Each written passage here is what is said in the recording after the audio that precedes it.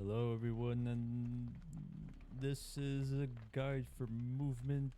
You see all these 1v1 guides throughout YouTube, and the majority of them talk about, the heartbeat reading and all sorts of mechanical complexities and all the sort. However, what they don't mention is one very crucial factor, and it's how to move in this game. Now, unfortunately, there's very, very few videos out there that actually show an in-depth tutorial on how to move. And, well, segueing to this video game known as Dead by Daylight, it follows a very unique system of movement, and it goes as follows. Let us begin with using this as our center point, and that window will be one direction, and that little botched up portion of the wall will be the next section, and unfortunately we'll have to be a little off center here, but the left tall portion of this window will be another section, and this little sticking out thing will also be a section. What do I mean by this? Well, stand in the intersection point where all those sections meet, which happens to be this point, and now let's align ourselves to this point right here, which is this direction. How the hell do I move there? Well, align and then just hold one button, W key. You're familiar with that phrase before, W keying, but you could also do S key and repositioning ourselves, maintaining the same direction with our camera. The D key as well. Now we're over here. Well, a little off center. And then this direction. The cool thing about keyboard is that you could actually press two buttons at once, so you can move diagonally as well. And what we end up seeing here is 8 directions of movement, which is W, D, S, A, W, A, W, D, and so on. It follows the northeast, southwest type of symbol. Okay, thus we see this limited issue here where we could only move 8 directions on keyboard. What the hell could we do about that? We could use the mouse to move it around. Oh my god, so look at this. Oh my god, we're stuck with only moving this direction and all the sort. But if we move our mouse, what it took 2 buttons to move this direction, now it would only take 1 button thanks to us moving the mouse. Aha. So now we see this entire shift of the paradigm now. You could use your mouse to choose where you want to go. So this takes perfect alignment and practice, but let's say I want to go to that specific stuck out portion of that little bundle of rock and brick over there. Perfectly align myself with the camera and then just hold one button toward it. Look at that, perfect precision. So what the hell do we do with this information? Well, before we begin, we must know how to move without moving the camera. So let's begin with this little stuck out portion right here. What's the importance of this? Okay, the task here, start here and then get to this point right here where I'm crouching while only using 1 button of movement, but you could use your mouse freely. So what we end up seeing is this. I had to do some whole camera movement specialty thing right there. But here's the cool part. Because of the fact that we're limited to just so many directions, the 8 directions, and this is a flat plane surface right here, we could do the following. So without even moving the camera at all, I managed to reposition myself from here to there, to this portion right here. Now we're getting somewhere. So let's apply this to a bigger extension now, and then even extend it further into other portions of places to move toward. Now we do this. So what we end up seeing here, without even moving the camera, I moved in a very precise manner. I aligned my camera in the perfect position to where it allowed me to move against this wall in the most precise manner possible. And that is what tight looping is. That's one way to do tight looping. And what is tight looping about? Well, it takes practice, such as this corner right here as well. You could also apply the tight movement, and then you could, do all this cool trickery stuff. Okay, these walls, they're boring. Now let's apply them onto something cooler. All right, I am in a completely different environment, and as I slowly pan my camera, everyone should anticipate every 1v1er's dream building, and it's the shack. Oh shit. Okay, the killer's busy, and okay, this is everyone's favorite, every 1v1er's favorite building and all this sort. Shack. And what is so cool about shack is it consists of 4 walls. This wall, and then these 2 walls right here. It is essentially a cube, not a perfect cube. There's a little bit of elongation from here to there and all the sort. But because of these flat walls, you're able to apply the same concept of merely just keeping your camera in the same direction and being able to move along the wall of shack. So I went from that point all the way over there to this point while moving in the tightest manner possible, be it with a little bit of wiggle room. If you align yourself perfectly, then you could just use other buttons to move with shack, and it gets to a point where you don't even need to look around. You could just simply use the 4 buttons to almost in a way outline shack. And that is fundamentally what you'd want to do for loops that you cannot see. You would, and that's the difficult component to looping. It's that you have to imagine the object you're coming up toward. And that imagining component, that gets very difficult.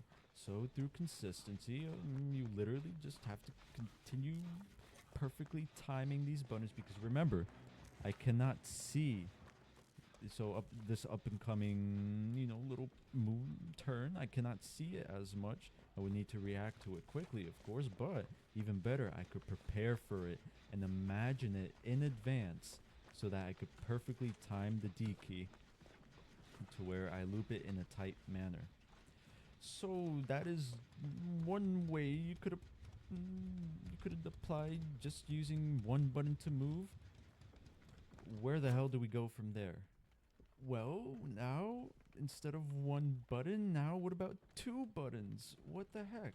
In essence, to recap, so instead of using 1 button to move from point to point, you now use 2 buttons. And the cool thing about this is you could move your camera while just pressing these 2 buttons.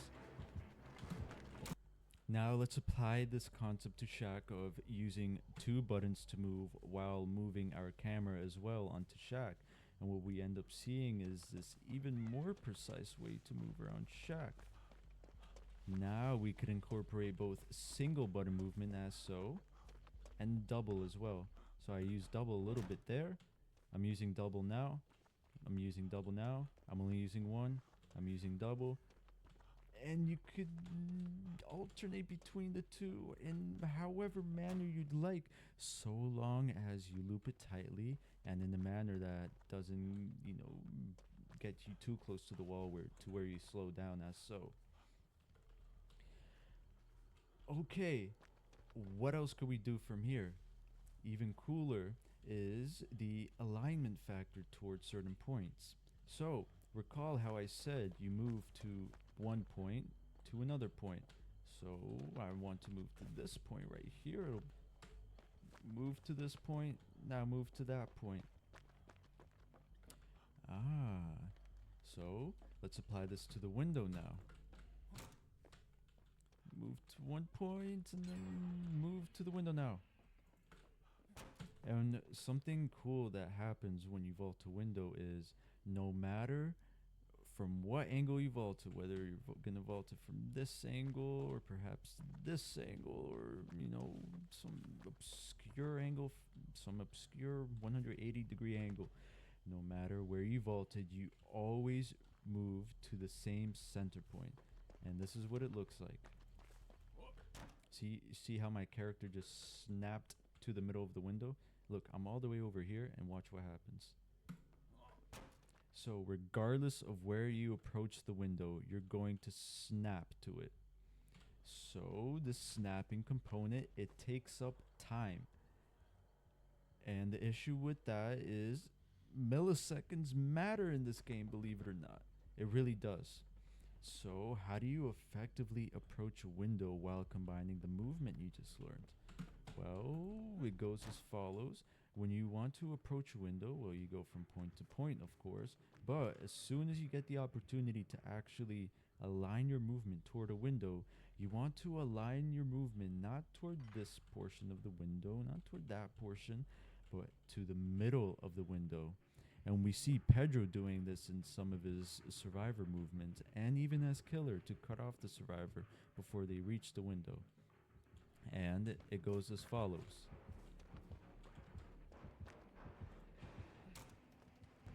But look.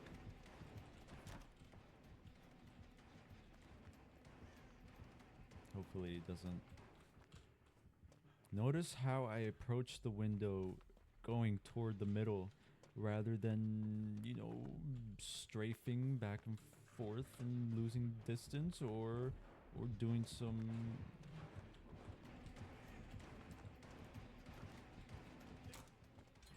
This killer is. I'm gonna send it. Oh my god! Even the bot got booped. Okay.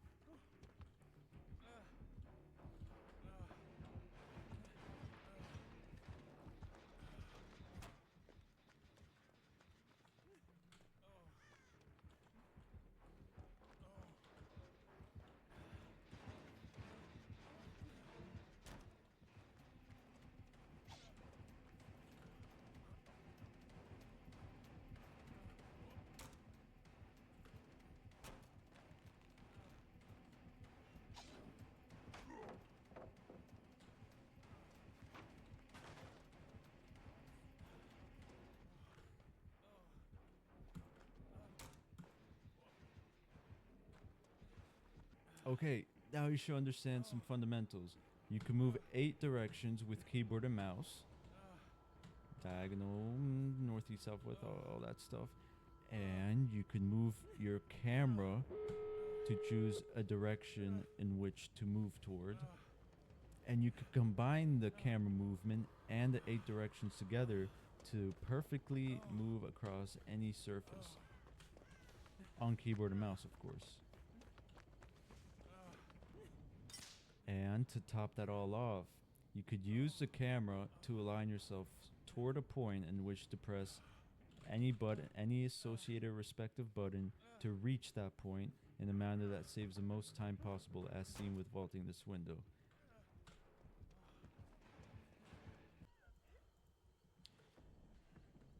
Okay, new lobby.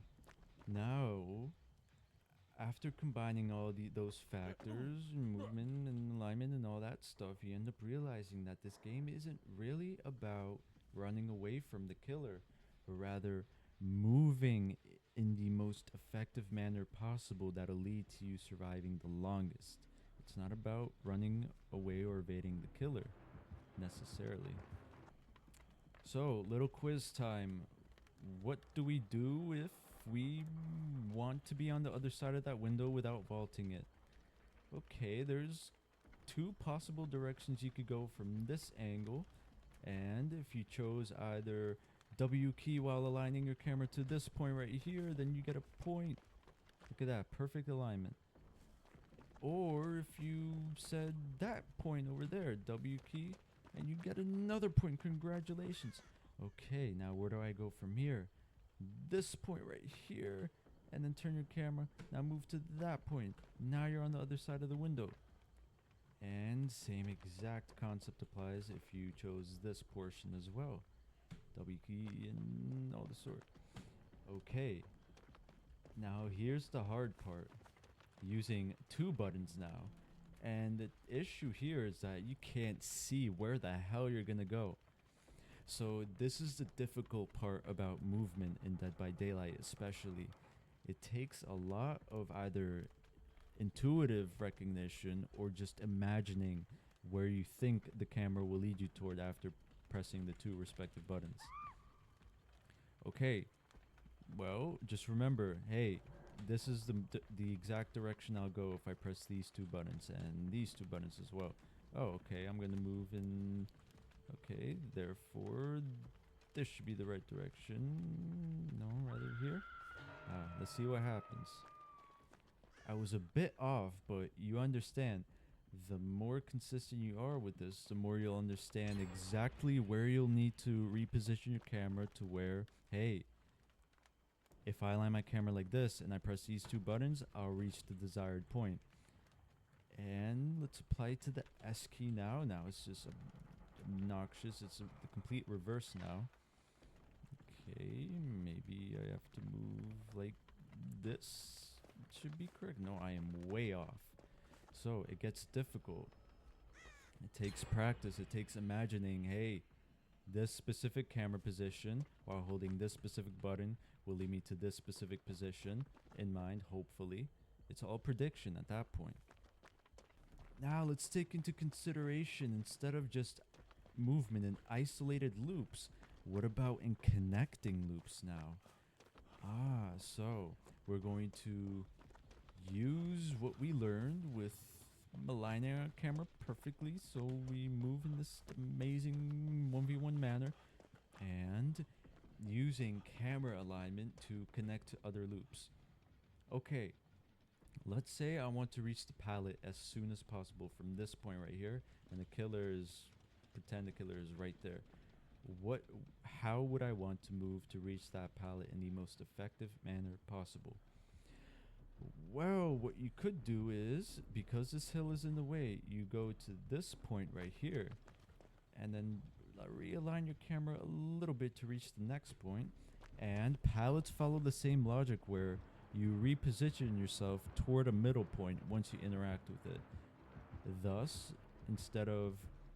so when you're right here, instead of moving over here and then tightly looping the pallet and then dropping it, or if you accidentally went too wide and dropped the pallet from over here instead, you would want to drop the pallet from the middle section right here. And this looks as follows. You go from this point, turn your camera immediately, and then go to the middle point. Thus, your character snaps perfectly toward the middle.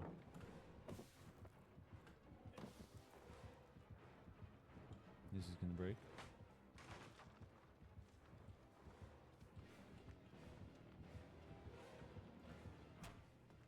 Notice there how I went to the middle of the window. What do we have? This pallet right here is pretty good given my way of approaching it. I'm just gonna place it. Okay, I'm aligning my camera to this corner of the shack.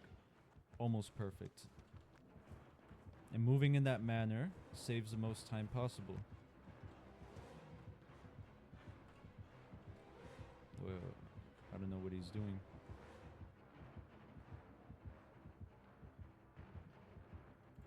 He's just placing a trap again.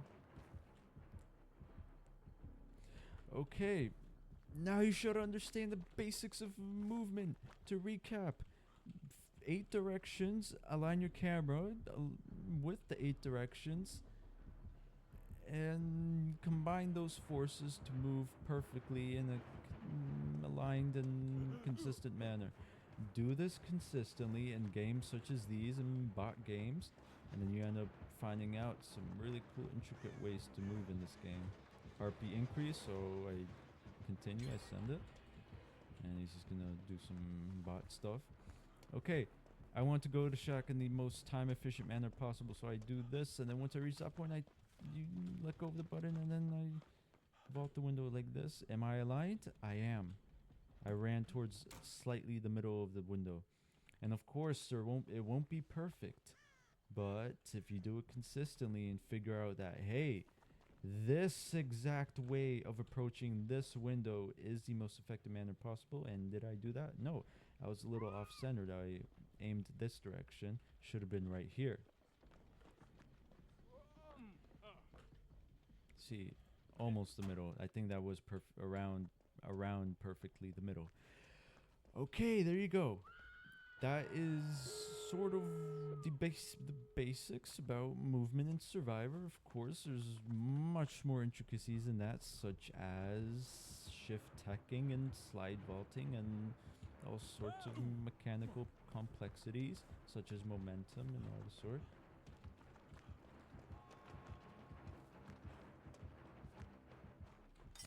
Okay, excuse my injured stay. I stepped into a trap. But a very, very cool cherry on top to take all this movement stuff into consideration, that it's not only applicable to Survivor, it is applicable to Killer as well.